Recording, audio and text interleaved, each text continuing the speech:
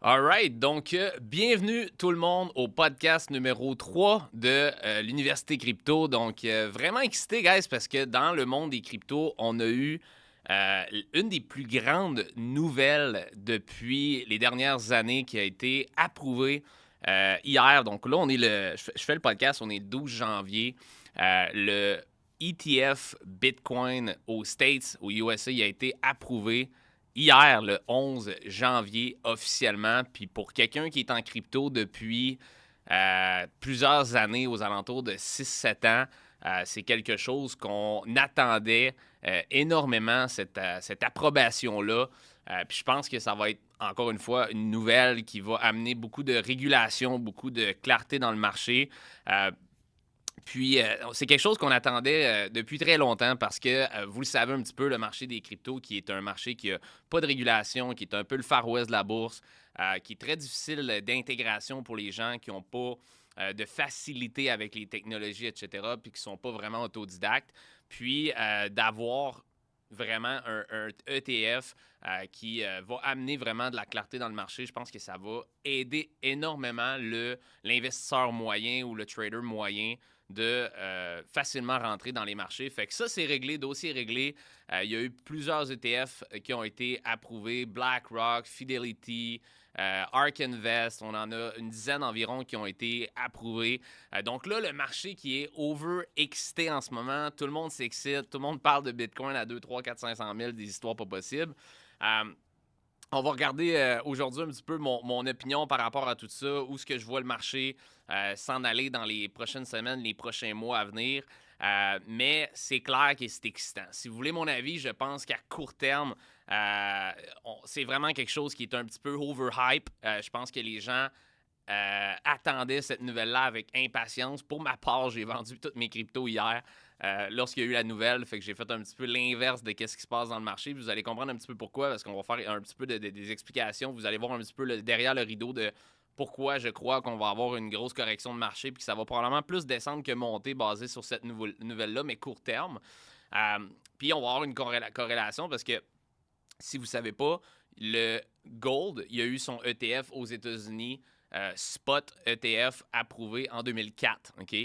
Donc ça a été une des grosses nouvelles. OK? Donc l'acheteur moyen, l'investisseur moyen pouvait acheter facilement de l'or à partir d'un ETF en 2004. OK? Parce qu'avant ça, c'était beaucoup plus difficile pour l'investisseur moyen, pour le trader moyen de faire ça avec l'or. Puis, qu'est-ce qui s'est passé? C'est que lorsqu'il y a eu, en 2004, le ETF de Gold approuvé, on a eu une correction de marché pour à peu près 6 mois. Pour ensuite de ça, voir Gold, l'or, partir d'environ 200$, puis propulser vraiment à des niveaux autour de 2000$. Fait que l'or qui a fait un x10 parce qu'il y a eu un gros flux d'argent qui est rentré dans les marchés à travers les gros ETF. Fait que je crois personnellement qu'on va vivre un scénario assez similaire avec Bitcoin, où en ce moment, on voit un surexcitation dans le marché, où ce que les gens, là, le ETF est approuvé, là, c'est partout sur les nouvelles, là, probablement que ça va être très mainstream dans les prochaines semaines. Puis je crois qu'on va avoir un scénario assez similaire où on va avoir une énorme correction de marché de peut-être un 30-40% peut-être pour Bitcoin. On a été chercher aux alentours de 49 000 hier à la nouvelle du ETF. Fait que je ne serais pas surpris de voir une drop dans le marché d'à peu près peut-être un 30-40% pendant peut-être les prochains 4 à 6 mois. Puis ensuite de ça, lorsque les gens perdent le belief, puis là, ben, vous allez voir des gens vraiment ne plus être excités, puis de commencer à mentionner des niveaux comme 12 000 puis 8 000, puis là, on s'en va dans des marchés, dans des niveaux beaucoup plus bas.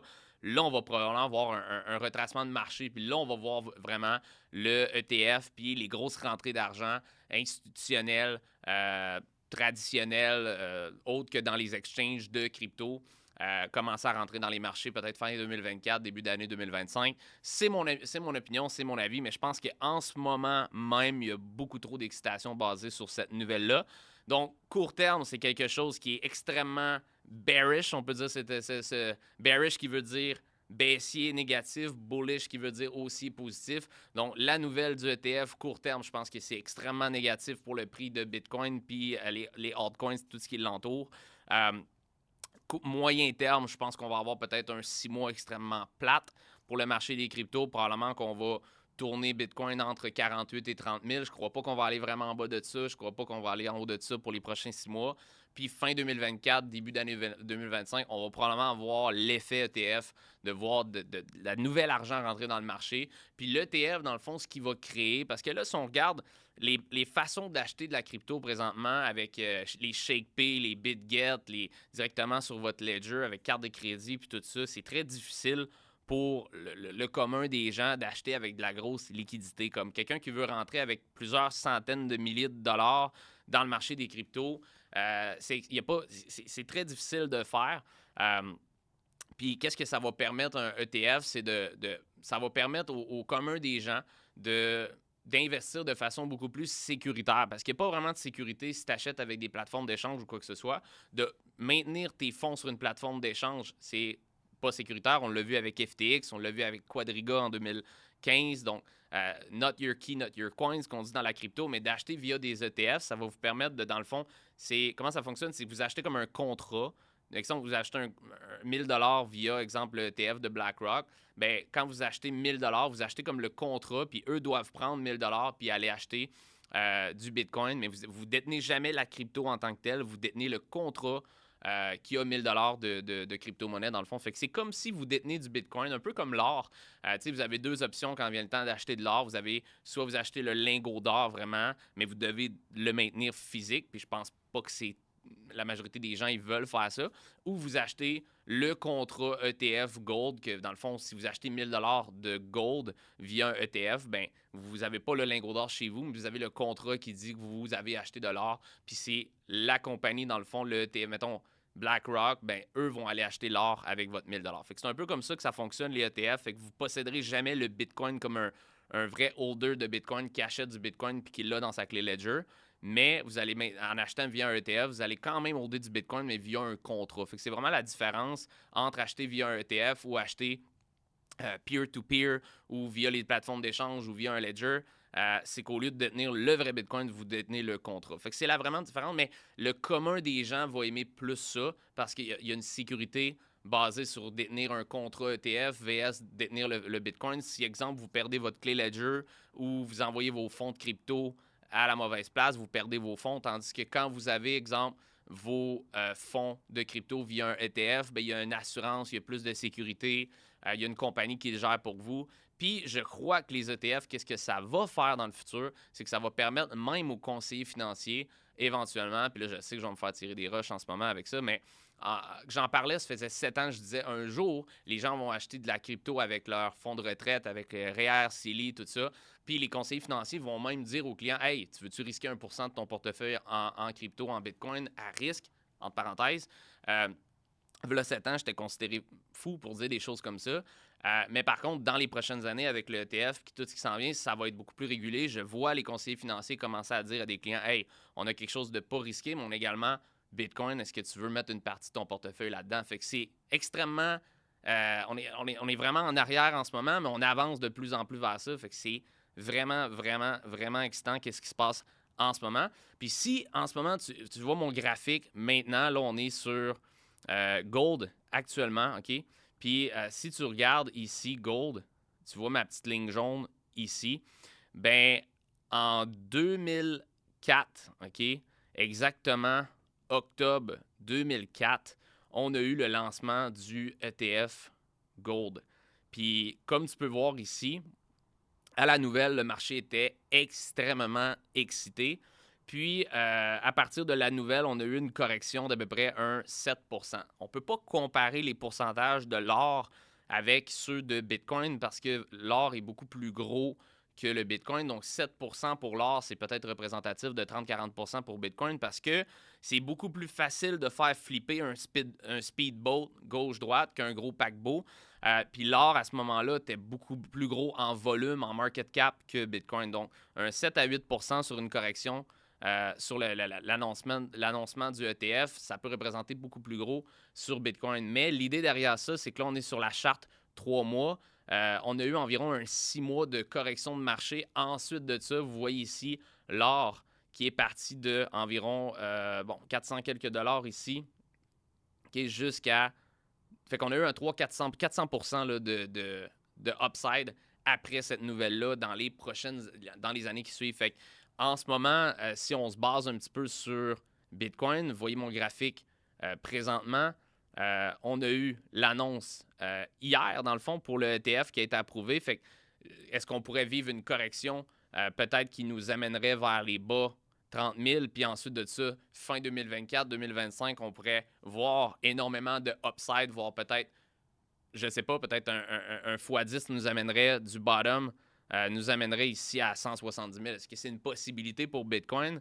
Ben, c'est sûr que c'est très excitant, right? Parce que le fait que des grosses compagnies comme BlackRock, Fidelity, puis j'en oublie, ARK Invest, tout ça, ont c'est pas des millions, c'est pas des milliards, c'est des trillions de dollars qui pourraient rentrer dans le marché des cryptos. Donc, très excitant. Par contre, il y a une chose qu'il faut comprendre dans le marché des cryptos, c'est que souvent le marché fait le contraire de qu'est-ce qu'on pense. OK? Puis ça, c'est quelque chose que moi, personnellement, je me faisais beaucoup attraper quand j'ai commencé en crypto. Chaque fois que je voyais une nouvelle qui était négative, j'avais tendance à vendre, puis je paniquais. Puis chaque fois que je voyais une nouvelle qui était extrêmement positive, j'avais tendance à acheter. Puis, ben guess what? C'est souvent le contraire, parce que c'est de la manipulation de marché.